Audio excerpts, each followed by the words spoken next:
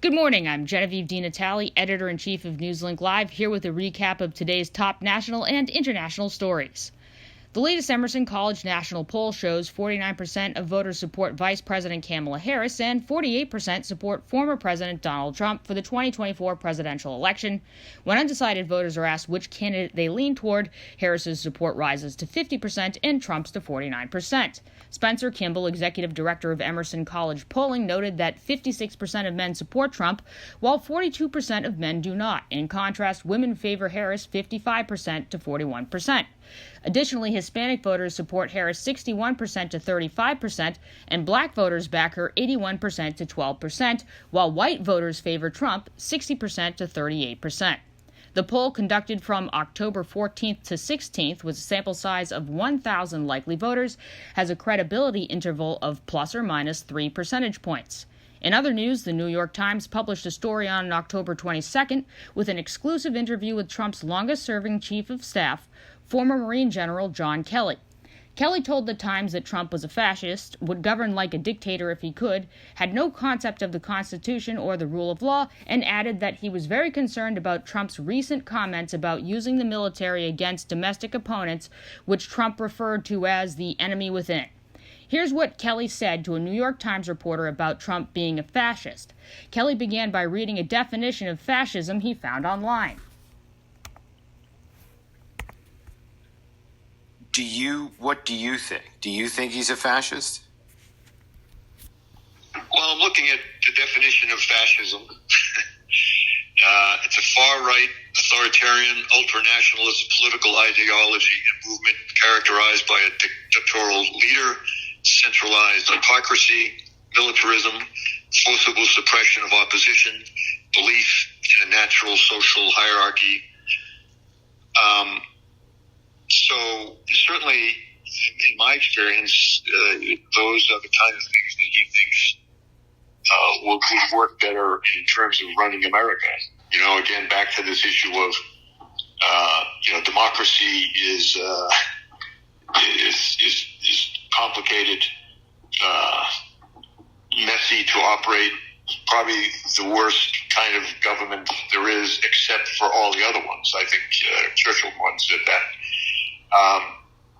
And again, our Constitution, our founders built in to the Constitution and to the way our government operates, built in a lot of checks and balances, and didn't design the government to be streamlined and whatnot. So, but certainly, the former president is in the far right area. He's certainly an authoritarian. Admires people who are dictators. He has said that. So he certainly falls into the general definition of fascist, for sure. Kelly also told the Times that Trump told him repeatedly that Hitler, quote, did some good things, and that the former president looked down on service members who were killed or injured on the battlefield, calling them, quote, losers and suckers, and that Trump did not want to be seen in public with veteran amputees, saying, quote, it just doesn't look good for me. Trump took to his social media platform Truth Social to rebut Kelly's claims yesterday, saying, quote, thank you for your support against a total degenerate named John Kelly, who made up a story out of pure Trump derangement syndrome hatred. This guy had two qualities which don't work well together. He was tough and dumb. The problem is his toughness morphed into weakness because he became jello with time.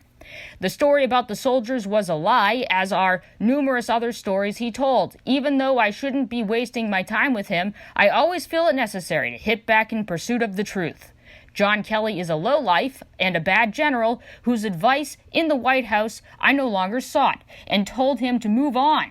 His wife once told me at Camp David, John admires you tremendously, and when he leaves the military, he will only speak well of you. I said, thank you. The Biden administration announced yesterday that at least 3,000 North Korean troops are currently in Russia receiving military training. John Kirby, a National Security Council spokesman, told reporters at the White House that while it's uncertain whether these soldiers will join the war in Ukraine alongside Russian forces, there will be serious consequences for those who do. Quote, if these North Korean troops are employed against Ukraine, Kirby said, they will become legitimate military targets. Defense Secretary Lloyd Austin, speaking to reporters in Rome, emphasized the gravity of the situation, noting that if Russia and North Korea, both nuclear-armed nations and long-standing U.S. adversaries, are collaborating, it poses a significant threat not just to Europe, but also to the Indo-Pacific region.